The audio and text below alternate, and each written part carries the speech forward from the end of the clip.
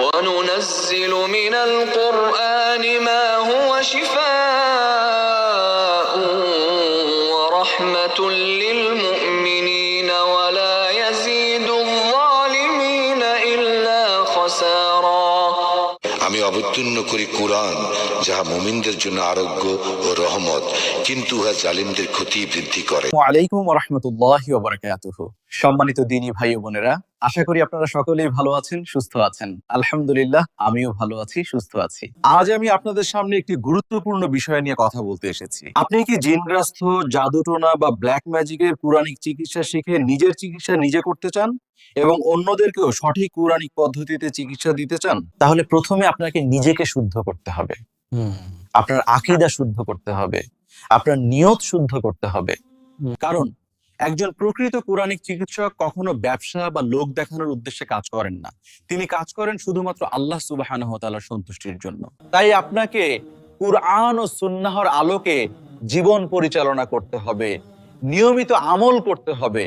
যদি সত্যিই আপনি একজন ভালো মানের পৌরাণিক চিকিৎসক হতে চান, তাহলে আপনাকে তাকওয়া অর্জন করতে হবে, ধৈর্য ধারণ করতে হবে এবং সহিহ ইলম অর্জন করতে হবে।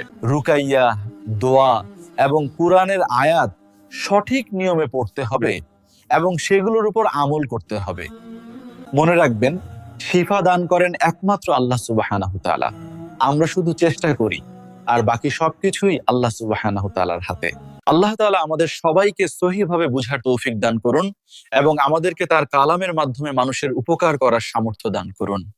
আমিন। বন্ধুরা, আজ আমি আপনাদের সাথে যে বিষয়টি নিয়ে কথা বলতে চাই, আজকের বিষয় হলো একটি রোগ নির্ণয়ের জন্য একটি প্রমাণিত অনুশীলন। দেখুন, যে কোনো রোগের চিকিৎসার জন্য আপনাকে প্রথমে রোগটি নির্ণয় করতে হবে, কারণ রোগ নির্ণয় ছাড়া সঠিক চিকিৎসা কখনো সম্ভব নয়। আপনি যদি রোগটাই না বুঝতে পারেন, তাহলে আপনি কিভাবে তার চিকিৎসা করবেন? এই জন্যই বলা হয়, একজন ভালো চিকিৎসক হতে হলে প্রথমে তাকে রোগ নির্ণয়ে দক্ষ হতে হবে। রোগ নির্ণয়ের অনেক পদ্ধতি আছে, তবে আজ আমি আপনাদেরকে একটি সহজ পদ্ধতি শেয়ার করব। এই পদ্ধতিটি যদি আপনারা সঠিক নিয়মে পালন করতে পারেন, তাহলে ইনশাল্লাহ খুব ভালো ফলাফল পাবেন। আশা করি মনোযোগ দিয়ে শুনবেন এবং সঠিকভাবে অনুসরণ করবেন। আমি পবিত্র কুরআনের প্রতিটি সূরা এবং আয়াতের নম্বর উল্লেখ করব, যাতে আপনারা সহজে কুরআন পড়তে ও শিখতে পারেন। যারা এখনো কুরআন পড়তে পারেন না, তারা ধীরে ধীরে বাংলা কুরআনের মাধ্যমে শিখতে পারবেন ইনশাআল্লাহ। আমার প্রচেষ্টা থাকবে বিষয়গুলোকে আপনাদের সামনে যতটা সম্ভব সহজভাবে উপস্থাপন করা, যাতে বড় ছোট সবাই উপকৃত হতে পারে। রোগ নির্ণয়ের জন্য যে পদ্ধতি অনুসরণ করা হয়, তাতে চিকিৎসক প্রথমে 1 গ্লাস জল নিয়ে রোগীকে সেই জলের অল্প পরিমাণে পান করতে বলেন।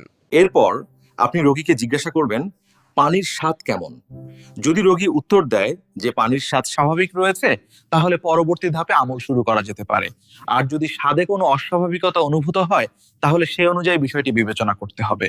প্রতিটি আমল শুরু করার পূর্বে দুরূদে ইব্রাহিম এবং ইস্তেগফার পাঠ করে নেওয়া উত্তম। এতে আমলের মধ্যে বরকত আসে এবং আল্লাহ তাআলার রহমত লাভের আশা করা যায়।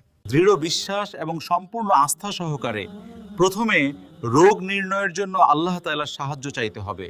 মন থেকে দোয়া করুন, হে আল্লাহ, আপনার কালামের বরকতে আমাকে সহিভাবে রোগ নির্ণয় করার তৌফিক দান করুন।